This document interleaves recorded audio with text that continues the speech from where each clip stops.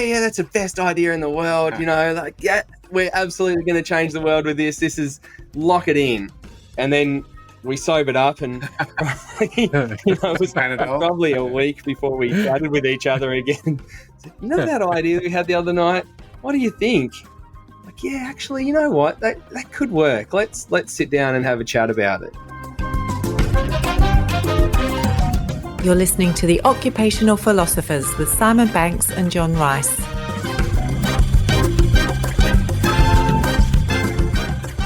Hello and welcome to another episode of The Occupational Philosophers, a not-so-serious business podcast designed to spark your curiosity, creativity and imagination with a little bit of philosophy thrown in. As ever, I'm joined by my co-host and co-producer, collaborator, Simon Banks. Simon, how are you and what's caught your eye this week? John, very, very good. And what's caught my eye, I'm reading a book called See What You're Missing by Will Gompertz, who I believe is the BBC arts editor or something along those lines. And he was speaking about a certain artist and how he uses Plato's allegory of the cave. Now, I'll read what Plato's allegory of the cave is. As ancient Greek philosopher tells us of a group of people living imprisoned in a dark cavern without any knowledge of the world outside. The only illumination they have within the cave comes from a fire behind them, which throws shadows onto the walls of the plants and the animals that pass by on the other side of the flame, well out of view of those inside. The prisoners are convinced that the reflections are real and talk with great authority about the shadows, not realizing that they are merely phantoms. Enlightenment is beyond their perception and therefore also their comprehension. One day, a male prisoner finds his way out of the cave by following a light coming from above and duly discovers the wonder of reality. He returns to tell his friends what he has learned, but they couldn't care less and plot to kill him, which Plato suggested was the fate of many a wise philosopher. So watch out. Bringing in light. Watch out. Let's make sure we're not too wise. Yeah, that's what I thought. It might be people want to take us down. People will be after us. I have to say that's the most profound what's caught my curious eye from yourself, I think, during the entire history of this show. You've raised the bar. Yeah, and I have scraped the barrel. I guess probably a man riding an equestrian horse in a mankini was one of my lower lights culturally.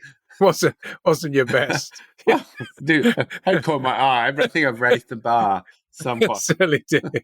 And John, what about you? What's caught your eye this week?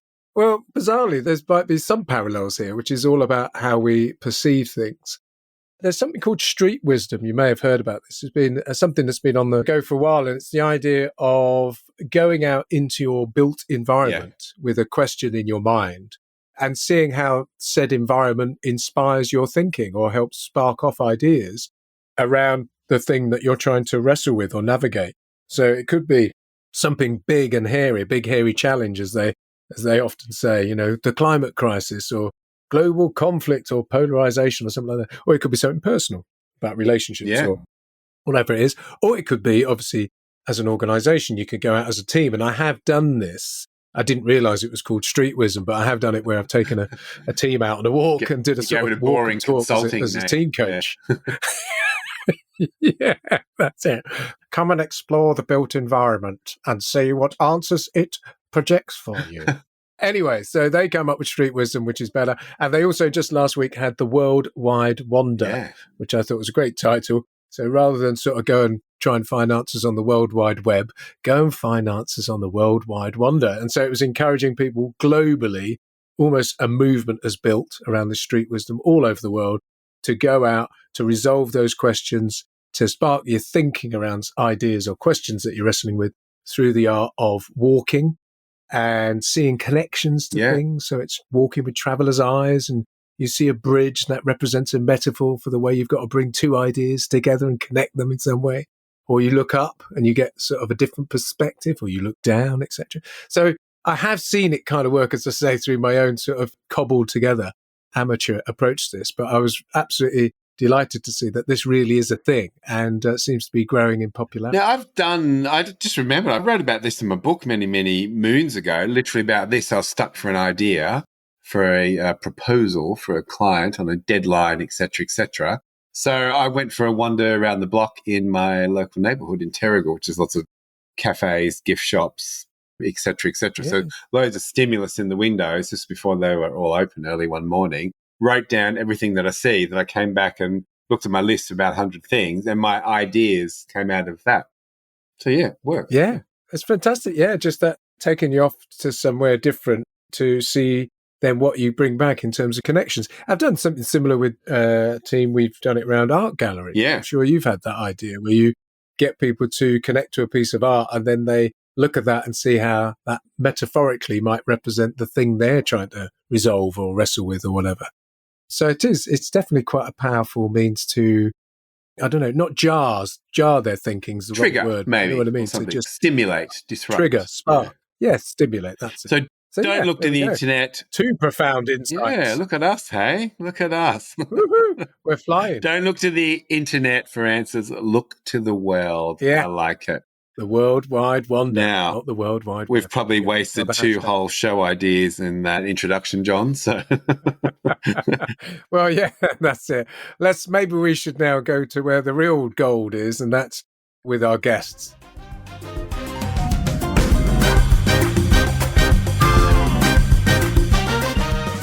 Hey, Simon, so today is a guest episode. So, who is the curious cat we have with Well, us? John, this 2 week? exciting things. I'm going to be speaking at the National Festival of Design Conference in November in Hobart with this guest. So I thought it'd be a great chance to get him on. And also, it's a fellow Tasmanian, much like myself. So we have a natural affinity that goes beyond things that words can say, John. But if you know, you know. So just a little bit about our guest. All right. Has had years of growing, developing entrepreneurial ventures in the world of, including construction, retail, and business. Has a series of different companies under these groups' control, including Wealth Lab, Torple Energy, Zippi Electric Bikes, and a great one, which I guess, very happy to talk about today, which is Change Overnight.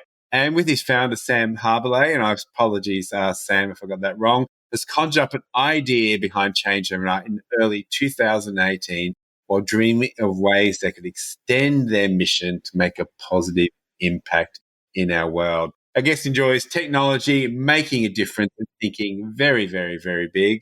Welcome, Toby Wilkin. Woo-hoo-hoo. Hey, Thank you. Toby. How are you? Maybe just start with following on from our own comments a moment ago about Curious Eye. What's caught your eye this week, Toby? Well, yeah, it's a really interesting one. And I think that it needs a little bit of context because at the moment I'm actually selling one of my main businesses. And so we've been going through settlement and sort of like, all of that stuff. And it's only really just the past weekend that's just happened that I started to look around a little bit more. And then, my eye sort of just starts getting captured with new things and new ideas and really just the sheer amount of opportunity that we have, in front of us. And so at the moment, my eye has just been caught with opportunity. And that's really just because I've been going through all this stuff with the business and it's just sort of, finally starting, the blinkers are coming off and I'm like, okay, what's next kind of thing. Very nice once you start to put your head up above the parapet, some may say, and all of a sudden those wonders of the world start to abound. Now, speaking of putting your head up above the parapet, where are you in the world? We have guests from all over the world, and what can you see out your window today?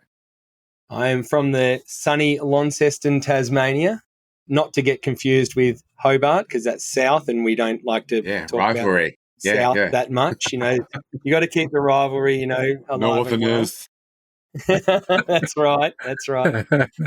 Outside my window, I can see the entrance to the Cataract Gorge in Launceston. It's a beautiful spot, beautiful place in the world. And now we're coming into that springtime. It's just a really lovely spot. And do you have blossoms that you would see coming to life at the moment? And the reason I ask is when I lived in Tasmania for many years, it used to be the spring blossoms were everywhere.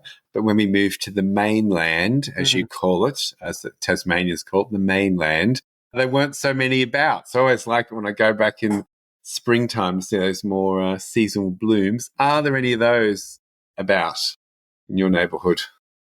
There is lots at the moment, and the place is just growing like mad because, we've got rain and sunshine. We've got all 4 seasons in a day at the moment. So everything's just going crazy and growing like mad, but the blossoms are coming out. It's a beautiful time, really. It's starting to warm up. There's, it can be a little cold here in winter, but yeah, it's good. Do you get out in nature, Toby? Do you go running? Do you go cycling? Do you go swimming? What's your thing? Yeah, so cycling's definitely something for me. We live right near the Cataract Gorge area, and my house backs right onto mountain bike trails.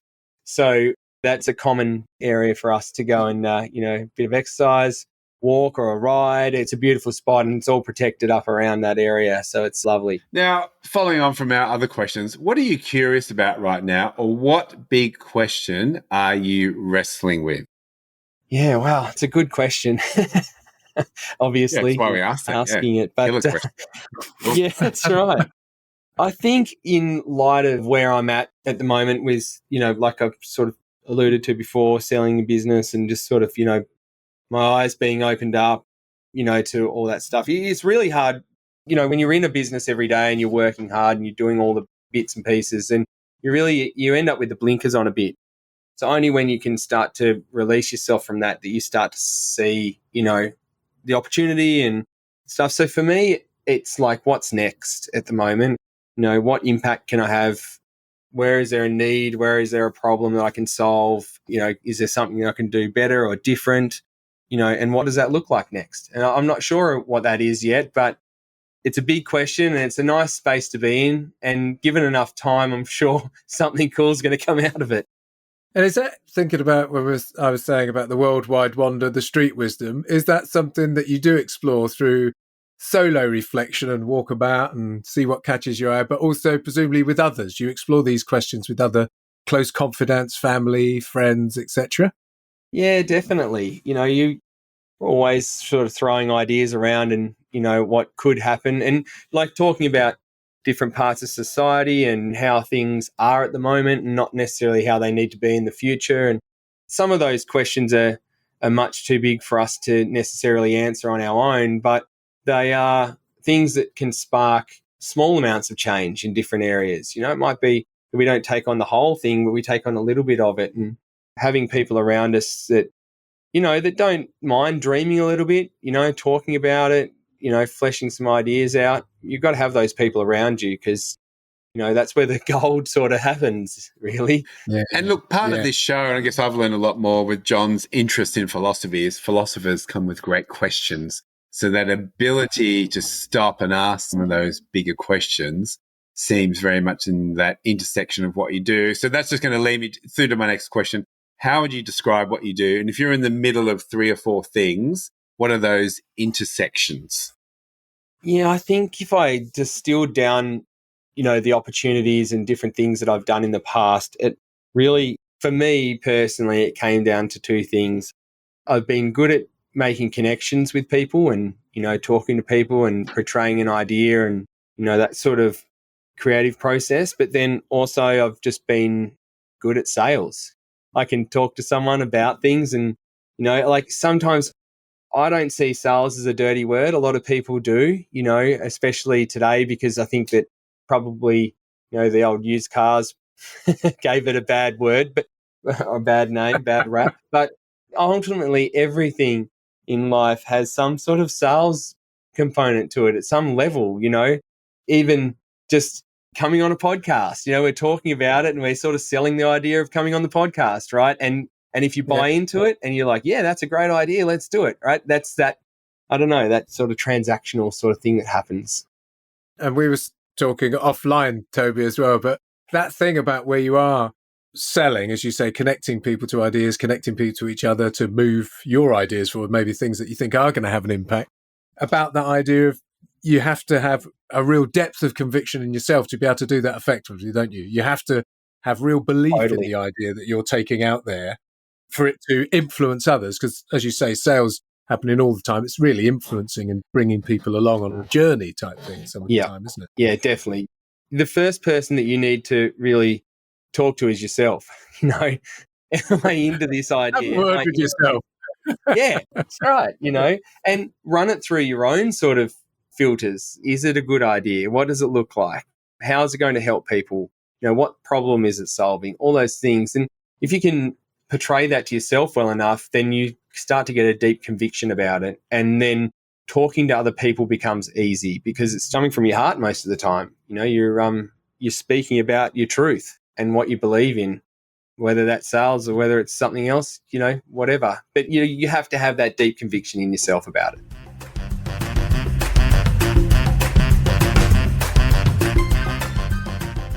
So, Toby, we just want to sort of get into a little bit more around the creative process and maybe the thought process behind some of the ventures that you've embarked on. I mean, there's a wealth of them. There's a sort of serial entrepreneur. You've got, as mentioned in the introduction, we've got the Zippi Electric Bikes, there's Torple Energy, Wealth Lab. We're going to sort of focus in a little on Change Overnight, which is, as I understand it, Australia's first social enterprise hotel, which is really interesting. And the question is, can you remember the very first conversations that gave birth to that idea? Was it over coffee or beer? There wasn't coffee involved. Beer. There was certainly beer, probably a few red wines. And it was quite, either late or early in the morning, however you want to position it. But yeah, Sam and I have been wrestling with the idea of how we can create a vehicle that can give back to different charities. Like, there's a lot of people out there that don't give, and it's a choice, obviously. But we were having this tussle backwards and forth about how we could create a business that could do it without you knowing. You go to the corner store and you buy a meat pie, and the part of the meat pie would go back to a charity or something, So we're playing with all these different ideas, and we didn't really know that stage what it was. And the night that it did come together was we'd had some discussions around a building that Sam had been looking at redeveloping for a client, and they wanted to do some apartments. And so we started talking about, could a hotel go in there, or like some sort of like something like that. And then that night was the night that we said, you know what? If we actually created a hotel where when you stayed, you gave back to a charity and you didn't know about it, that would be really cool. And at the time, we were like, yeah, that's the best idea in the world. We're absolutely going to change the world with this. This is lock it in. And then we sobered up, and it was probably a week before we chatted with each other again. Said, that idea we had the other night? What do you think? Like, yeah, actually, you know what? That could work. Let's sit down and have a chat about it. And then the creative process sort of started from there. But it was definitely a late night chat, and there's definitely a lot of wine involved. But, sometimes that's where the best inspo comes from. I'm presuming, though, let's just switch in tack from Change Overnight for a minute, which we're going to come back to. You've had lots of those chats, haven't you? And then some of them you don't pick up in the morning and go, that thing we were discussing, that was great. You go, that was an awful idea. Don't talk about that again. Yeah. that was a wine talking. That's right. It's kind of like when you talk about we were chatting offline before just about all the things that didn't work in the entrepreneurial sort of spirit, right? And so you have a lot of nights like that where nothing comes out of it, but you have a good time and you have a good chat. And then sometimes you might just get a little bit of gold. That's it. It is mining, isn't it? You are mining. That's it. Mining ideas. Yeah, absolutely. Well, look, someone's got to do it. It's like, It's a good job sometimes, but someone's got to be there. Someone's got to do it. Some nights you end up running around Main Street of Launceston in your underpants. Some nights you, invent a great hotel. So that's right. There you go. Simon, it's such a thin line for you, isn't it, between a genius idea and getting arrested for antisocial behavior? It's very thin, and that's the joyful part of it, John. You never know. Now, what was the experience? How do you move from, like, literally you've had a few beers, you've come back and said, hey, this was a good idea. I think this would be really useful for our audience. How do you go from concept to reality? What was that process like, I guess, maybe both creatively and then logistically, because they might sort of be two different pieces, or they may be one? Yeah. Well, for this particular one, it started a little slower because we were just really toying with the idea. But then once we get a bit of traction, then things start to go faster. So at the start, it's like, oh, what do you think it would look like? How would people give? Is it something that's on purpose? Has anyone done this before? So, some research around whether there was any other hotels. Turns out there wasn't. There is a concept hotel in America that has a similar sort of concept where you pay for, say, Wi-Fi and things like that are an upsell, and that portion of that went to a charity of your choice and things like that. But there was nothing, all of those things you had to really opt into.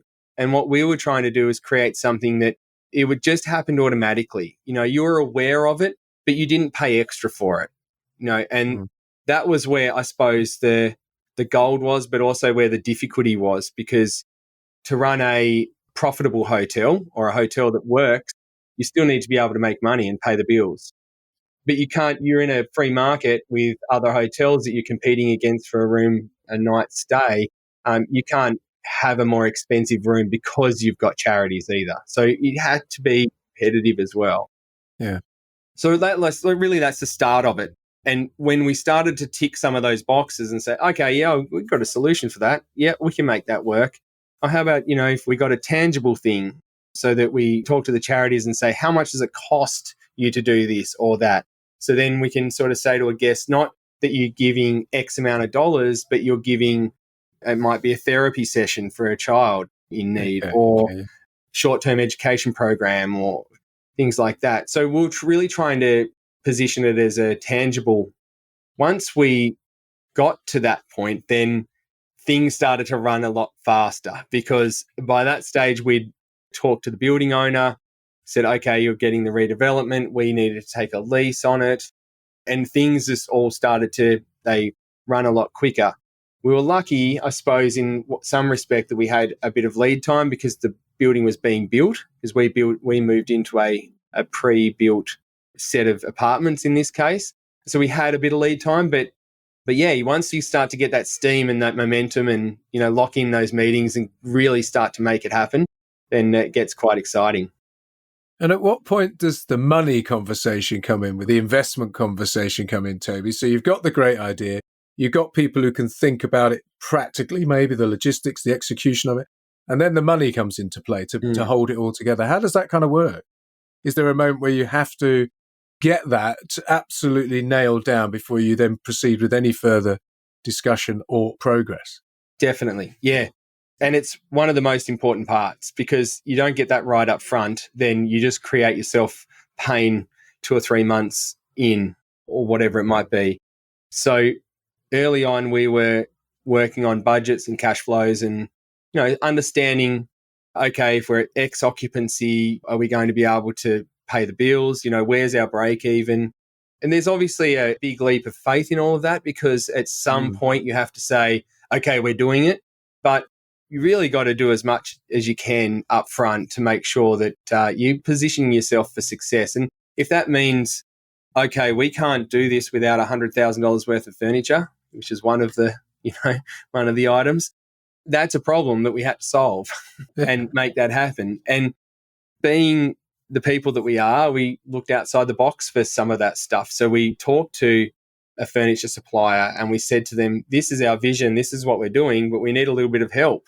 Are you willing to, say, send a container of furniture down from Sydney in this case, and we'll promote it and, show you all your rooms with it and, put it in our stuff. And we did lots and lots of joint ventures wherever we could to try and make it a win-win for everyone, but also make it a reality for us to be able to start the hotel. And just on that, what was the time frame from initial conversation through to people staying? It was about 12 months, maybe a bit over, from the initial conversations. And because we're also all have our own other businesses as well. So at the start, you're sort of fitting it in and making it happen. But then when it starts to get that steam and, you need to happen, you have to slot in those meetings, make it a reality. It's taken me 12 months to try and get a new page put on my website, and you set up a hotel. So you're sort of apologising. Well, it I took was 12 thinking months. I mean, we could have done it quicker. Like. That was it. I was thinking the last thing I got organised 12 months after a night out drinking with Simon was another night out drinking. That was about as good as it got. John was arrested in his underpants. So. Yeah. That was the underpant incident. Yeah. We all move, I suppose, fairly quick, like at a reasonable pace. So I'm apologising. Oh, we're not apologising, but I was sort of saying, like, it took us 12 months. 12 months is a long time in my world. So I suppose it was quick in hindsight, but at the same time, to make those things a reality, you've got to hit the ground running. Yeah. You've got to be into it.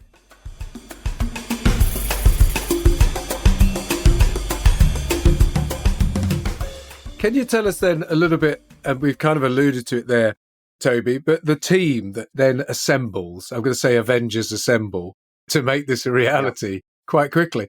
How did you go about finding that team? Or was there a process of going, right, I need someone who's really good at this, or I know someone who's good at that, and you start pulling people together and connecting them to you and to each other?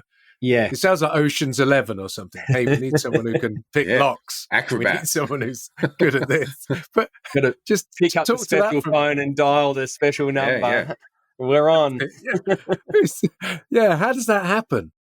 People seem to present themselves at the right time. And I don't know how that works, but it works. And when there's a need, someone seems to be ready to fill that need. So we brought on an operations manager early on the piece because we realized that we have the vision and what we wanted to create and how it was going to happen. And we were doing this lock system that's never been done before. So you can enter our hotel without seeing anyone. It's receptionless. So you could book on any channel and then you'll get digitally assigned a lock and you can get into. So we had to create a lot of software for that as well. So we had developers and people working, but we realized really quickly that we needed someone to just keep us all in the right direction because what we're good at, we needed to hire people for stuff that we're bad at. Yeah. Yeah. And the young girl that we had on first up as our operation manager really pulled the pieces to the puzzle together and kept us all accountable, for all of our different areas and made it happen. Were they someone who had experience within hotels and operations of that nature from before? Were they just good at operations? So she was actually a coffee barista. Oh, okay. But had the mind and inclination to be able to bring it together customize it and organize it. Yeah, and that's what I mean by someone presents themselves, at the right time. It's it just sort of happens and it's a wild thing, but it works. And when we interviewed the young girl the first time, we're like, she's perfect. She's just perfect, just slotted straight into the team. So you go out for maybe we're a bit lucky. Go out for a flat white and you come back with an operations manager. That's that's you've never been done before hotel. I like it. Now, just on a design question, having had a look at the look and feel of your hotel, it's pretty funky. Let's call it that. So how did you come to, and look, I think there's a high bar in Tasmania, I think around artistically, I would say, and there's you don't sort of put something ugly out there by any means. So what's the design aesthetic for the hotel and who influenced you there? How did you find them? Was this maybe your, your sushi maker or something, or being slightly facetious, but far away. Someone just presented themselves at the right time. So I think there was two parts to that. And the first one was that we actually created, and this was Sam's area really, is created 19 apartments that weren't necessarily or didn't necessarily have to be a hotel to start with. And the beauty of that was it was a little bit like, people say, oh, you got to burn the bridges and make it happen. Well, we weren't quite like that with this project. We were like, okay, if something doesn't quite go right, what's our plan B? And our plan B was that all of these apartments could be individual, houses, but they've got a collective. So that was the first thing for us, is that we're like, okay, we've never gone into the hotel space before. We're not saying that we're experts by any means. So let's have a bit of a plan B. So that was the first, I suppose, design cue for it. The second one was more about experience, and that was something that we workshopped a lot. And what we've tried to do with the whole experience is show people that there is I don't want to sound too deep, but it's like a darker side of life. There's a side where people struggle, and the struggle is real. And we're fairly fortunate in our positions and where we are that our lives are relatively good. Like the old first world problems come up, but they really are first world problems. And so we wanted to sort of portray that. And it's probably the area that we get the most kickback from too, because this entrance to the hotel is quite confronting in a lot of ways. It's dark. The lighting's not great. There's portraits on the walls from a local artist, but they're all in black and white, and the whole hallway is black. And the whole idea of that is to sort of portray that the tougher side of life, like the little bit darker, grungier sort of side of life. And then when you progress through the hotel and you get to your room, the room's the answer. So you open the door and it's light filled and it's beautiful, airy space, and it's positioning itself as the answer to some of the world's problems. You get into that nice little space there and you can really enjoy most of them are all light-filled morning light. They're 2-story apartments. They're just fantastic space. And in each of the apartments, we had a local artist come in, spray paint artist, and he's just done a beautiful job of these portraits in each of the rooms of smiling faces with kids. And the one in the penthouse is really popular where he's got the guy in this huge, it's a whole wall. And it's just really to try and show that the room is the answer to some of the world's problems. Yeah. I mean, it's fascinating. Just as you were describing that, I was being drawn through that experience. I can imagine, as you say, the sort of closing in of the lobby reception area with the dark walls. And then, as you say, metaphorically, you then sort of say, you bring this sort of beam of light into people's lives in that moment. It's the most kickback that we get as well. So if we ever get a negative review, which happens from time to time, it's normally always about the hallway. And they're like, oh, the hallway was a bit confronting. But I got to the room and the room's beautiful. And you go, yeah, that's okay. the point. We got it. We nailed our brief. Now, whether we could tone it down a little bit, maybe, but the point of it is to really make you actually kind of feel just a little bit uncomfortable. Not totally, but just a little bit. And I think great, and we're probably off on a tangent here, we come from an arts background, great art can make you feel a little bit uncomfortable. And I think it's okay to feel uncomfortable as well. Like we often think everything has to be, happy, la. I think the ability to sit in a space of discomfort and maybe acknowledge feelings which you might not acknowledge when you are going to stay somewhere. I think it's part of that whole story. And I guess that narrative that you're sharing as well. It's a fascinating blend, isn't it? Almost like an installation, an art installation, that the thought of it, as you say, has been to challenge people's thinking from the moment they walk in. It's fascinating. Now, I'm going to jump into, you've had such a massive impact already on a range of different causes with Change Overnight. How do you identify those that you want to support? Yeah, so we put it out to public comment first years ago, and that was our first sort of foray into it. And we sort of said, okay, everyone, if you've got a cause that you'd like us to look at supporting, then suggest it. And so we did that and we put it to a vote and we came up with a bit of a short list.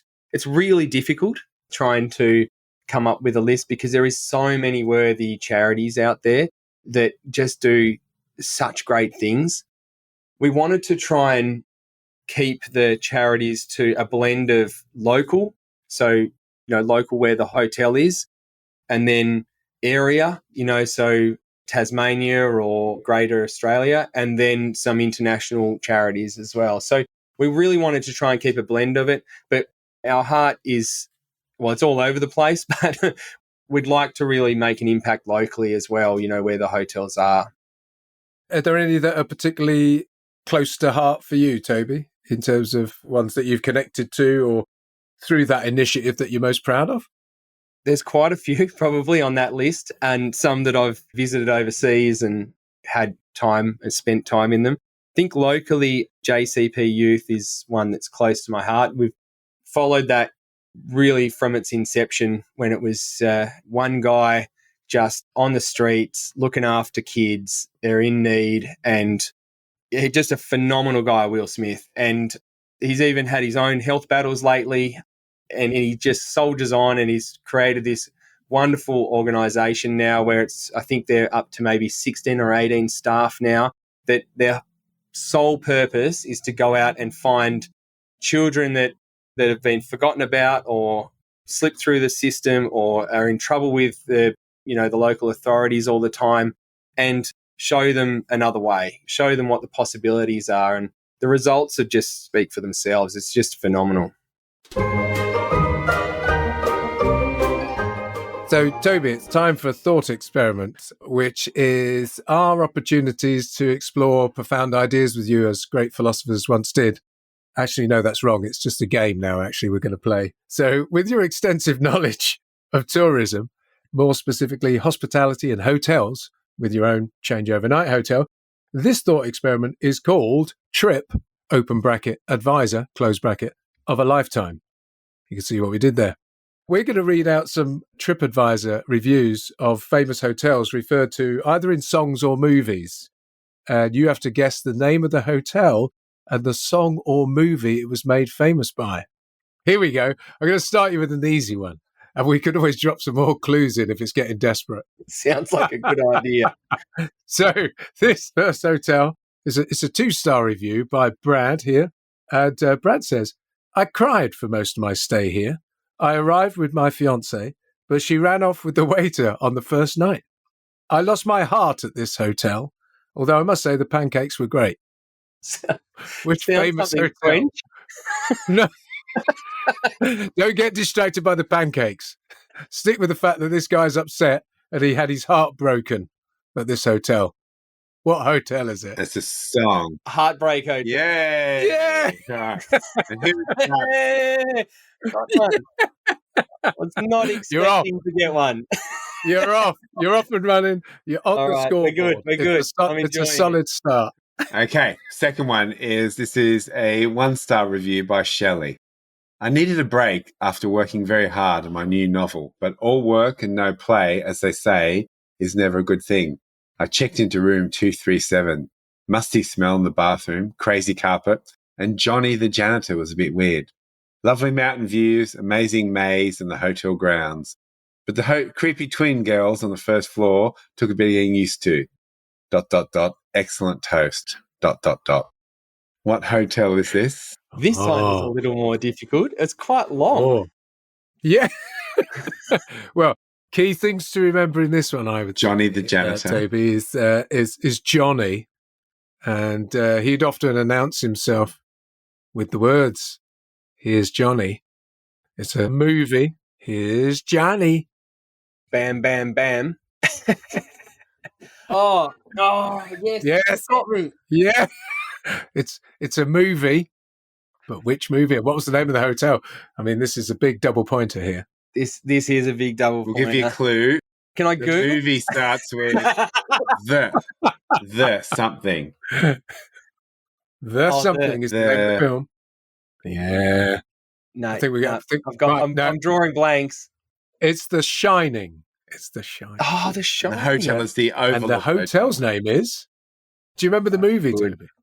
Vague recollections of. Oh, right. Okay. It's a fantastic movie, but obviously you haven't seen it. There we go.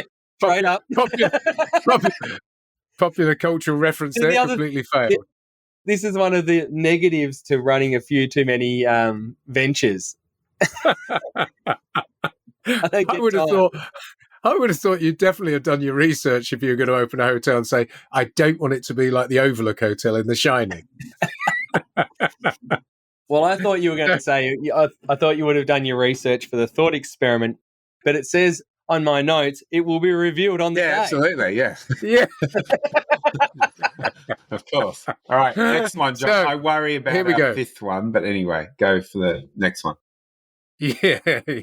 So this is a 5-star review from Brian. Plenty of room at this place. You can really live it up and party with pink champagne. What a nice surprise. I never want to leave, and apparently I can't. Recommend the Eggs Benedict. What hotel is I'm this? feeling like one of them has to be Hotel California. Well done. At some point. Well done.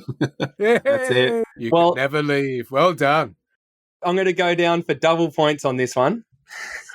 Because the Mountain View Motel that you guys mentioned before, our other hotel, is actually going to be renamed Hotel Queenifornia. Nice. Lovely. Because it's in Queenstown, Tasmania. Very cool. Yeah. And who is a solid who's 2 the pointer artist for Hotel California? Oh, yes. That's a good point. Who's the artist? He was a bit brave a few seconds ago. I got it. Yes. There we go. I thought your hubris had caught up with you. So solid. All right. Solid. It's now, there. our next one is a 3-star review, and it's from a lady called Mona, but I don't think related to the Mona Gallery. Okay. Middle of nowhere. Taxi driver wouldn't go all the way up the hill to the hotel. Muttered something about getting bitten last time he did. Gothic style, very unusual guests. I think there was a fancy dress party on with Halloween themes, werewolves, Frankenstein, and the Count. Bottomless coffee was a highlight. What hotel are we talking about? You might know this if you've got kids of a certain age. Would have been a film you might watch with them. So what immediately comes is Transylvania, Hotel Transylvania. Yay! Well done. Okay. Fantastic. All right. Last one. You'll be pleased to know, Toby. We're all pleased to know, really. And then you can check out, okay? Hey! Hey, there we go. So, 1-star review by Janet. Stayed one night on a road trip. Didn't book ahead, but that was fine. There was lots of rooms available. Receptionist went out of his way to make us feel at home. Even offered to come and meet his mother up at the house nearby. Had a shower, not the best. Felt like someone was watching you. Very odd. Philly cheesesteak sandwich to die for. Doesn't sound like a very nice hotel, does it? You're probably... John's making some hand It's signals. another old film cult classic. Is it? You've got me on this one I as wouldn't well. have got this, no. Go on. If I said Norman Bates Motel, Motel, Bates, would you know? Yeah. I definitely was not going to get it, though. I'll just make it very clear. That one then. I think you must be a lot younger than we think, actually, Tony. Well, you're a bit older, John, I think is the thing here. I'm too old. It's the Bates Motel in Psycho. There we go. Now, it's quite a struggle to get famous hotels in songs and films, surprisingly. But there we go. Well done. That was Trip, open brackets, advisor, close brackets, of a lifetime. Hey! Okay, it's time for a rapid fire round now. What's one thing you couldn't do without in your life right at the moment? My wife. Solid answer. We are building the occupational philosopher's manifesto. What one thing of all your learning might we add to this? Sales. What book should we be reading right now? Hold a second. I mean, I know we said rapid fire. We got No, you're actually right. We've stuck to a philosopher or someone. They can. It's all in. They can't never give one-word answers. We're just in shock, really. You can do it. Yeah, I'm impressed. Oh dear. All right. So, what book should we be reading right now? Why Worry Wally by Rick Foster. All right. Can you tell us a little bit more about this book? Yeah. It's a book based on mental health, but it's for kids. So it's a illustrated book, and Rick came down and stayed at the hotel, and I didn't know him, at all. And we got chatting, and then I was like, I need to buy a whole lot of your books and put them in the hotel. So we have a bit of a collection of books that we let guests sort of have a bit of a peruse over. And his book has starred as one that's been great for guests. Yeah, excellent stuff. Look, Toby, as we draw to a close on this, we want to project you decades into the future now. And for some reason, you've decided to opt for a retirement home on the Gold Coast. Lovely place. And you're getting walked in by the nurse. She takes you into the residence lounge. and you're going to be introduced to the residents because you just turned up. And she walks in, she says, "Hi, everyone. Here's Toby. He's..." How would you like to be introduced? The owner.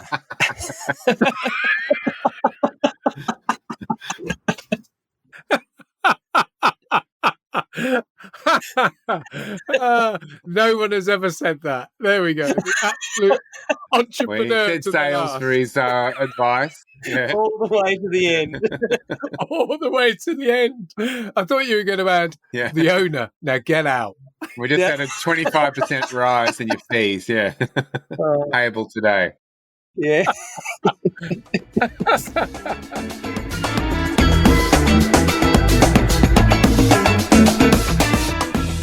It's been a real pleasure to have you on the show today. And look, I think our first Tasmanian as well. So very honoured to have someone from my home state. And as I said, if you know, you know. If you don't, better visit sometime. But can you tell us, what are you up to next? If you can narrow it down to just one thing. What a... Oh, wow. Narrow it down to one thing? I think What do you want to do next? Literally, Toby, you could just say, "I'm just about to have dinner," if you want. I am... Know the lawns. Yeah, it's nearly about that time. I don't know what I'm up to next, and that's kind of exciting in a way. I'm open to what's next, and I'm ready for it. I think it's going to be something great, but I have no idea what it is at the moment. It's such a strange thing that when you finally close a door, the other doors have already started to open, and whether they're the right doors for me or not, I'm not sure yet. So I'm just sort of sitting on the sidelines a little bit, watching, listening, learning, and whatever it will be, good. And if I'm, say, I don't know, a barista, and I want to be your next operations manager for whatever venture you've got coming up, how do I connect with you? Where would I find you? Online, in person, buy you drinks, as well as provide you coffee? I'll just turn up whenever ready. Whenever you need me, I'll be there. This is a serious question, though. How do we connect with you? Where do we find you? Social, what a website? Yeah. TobyWilkin.com is the best spot, a bit of a directory listing for things that I'm into and things that I'm doing. So that's probably the best port of call. Well, look, it's been a real pleasure to have you on our show. And as I said, I've mentioned the Tasmanian vibes a few times. But great. And look, really, I think you're probably that first person we've chatted to is in that sort of working directly entrepreneurially in that change for good space. So I think it's a really nice, dip into that. And I think also just allowing a little bit of serendipity to happen as well. If you put good energy into the universe, good things happen as well. So to see that roll out and so many great lessons here. So thank you so much for joining us, and very much looking forward to seeing you Toby. in November. Thanks very much. Thanks, guys. Thanks for having me. Yeah.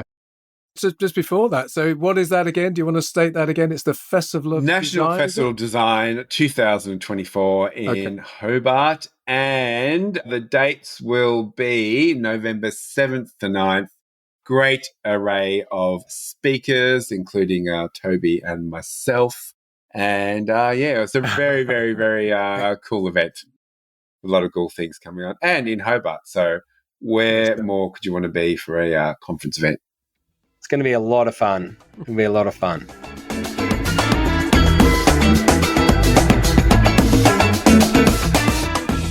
Hey, Simon, another great show. A real delight to meet Toby there, who's a genuine serial entrepreneur. Just one of those people constantly moving things forward with existing ideas and building on those, and then sort of just totally open to creating something new and having a different type of impact, as it were, in the world, and change overnight. Fantastic idea. And sort of one of few social enterprise hotels in the world. And a very groovy looking hotel. So we'll put links in the show notes as well. So yeah. I've seen some of the design aesthetics, as they say. Yeah, it is lovely. What were your takeaways? Yeah, good question. I really like how he uses those design elements to bring around that sensorial uncomfortableness. If we think around that, I thought that was just really clever. And he said, the room is the answer. So I really like that. Yeah, design and aesthetics and art play such a role in, imagine we just put it all into hey, let me give you a PowerPoint presentation. You can click play, watch before you come in. Bullet point 5, obviously a highlight. I just love how he's got that nice sensorial piece as well. I just really like, be really clear on what you're good at. He's good at selling and connecting. You always want to grow, but it's also always want to build your strengths. But I think really just know, what am I good at, and do those things as well and take your gift to the world. What about you, John? Well, I thought it was interesting that all of his solo reflections about what he's going to do next, or what's the next idea for him, starts with the idea of, well, what change do I want to make in the world, or what difference do I want to make, or what impact do I want to have? And I just thought that was quite nice to reflect and say to yourself, okay, what impact do I want to have? It's a nice question that often we don't ask ourselves. And I think it might sort of lead you off in a different direction, I think, if you're reflecting on what you want to do next, or what your business might want to do next, or whether that's as a small boutique business or as a big organization. I thought that was really good. And I don't tend to go woo-woo, as you know, but he did say people present themselves when we were talking about assembling teams. And it was that idea of just people magically appearing and saying, I'm the person you need. But I thought that was quite nice because it talked to to me anyway, it spoke to the idea of just being completely open to opportunity. And, your radars are as wide as possible. And suddenly people then do present themselves and you go, oh, you are the right person at the right moment. Come on board. Even if that's in the coffee shop. Something is just jumping. Something has just presented itself. I always talk around the lucky butcher, and I can never remember. I thought, oh no. No, it was the Darren Brown, the magician. It was one of his documentaries. I did some research, and it was him. That whole thing around. You did further research. No, I've tried to find out what it was. Googling the lucky butcher, you'd be surprised what come up for that. But it actually was a Darren Brown, show. A 1970s sitcom, by the sounds of it, The Lucky Butcher. Starring Robin Asquith. Punk band living in the East End. No, but anyway, it just made me think of it. I'm going to put a link to that in the show notes. So but it was that point which made me think about be open. Serendipity happens, but you have to lay the groundwork for it. If you're open and you're sending out good energy and vibes, good things will very often come your way. Yeah, no, great. Again, inspirational again. I love what they do with the Change Overnight initiative, the hotel. It's a great idea. And I was just taken by how he was just able to be bringing new ventures and ideas forward at quite a pace. I mean, he did say there was a 5% come through. Made me feel better. Blindingly brilliant. And then there's the 95% after a few glasses of red wine the morning after. You go, no, that's never going to go anywhere. But that was a wonderful honesty and reality, isn't it, of how these things happen. I love it. So right, so we're going to wrap up the show. If you have enjoyed the show and you're still listening, tell your friends. Say, hey, there was a good show today. Tell other friends. They'll tell their friends. Serendipitous stuff will happen. Boom. We'll be the number one podcast in the whole world. So, or maybe Tasmania. We'll take Tasmania. And also, so you can always leave a review because that helps us move up the algorithm charts. And that's why it is good. That's the only reason behind it.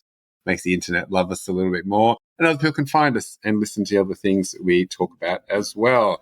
And as we always say, John. In the meantime, while you're out there, stay curious, make stuff, have fun, play ball. Go outside and date life.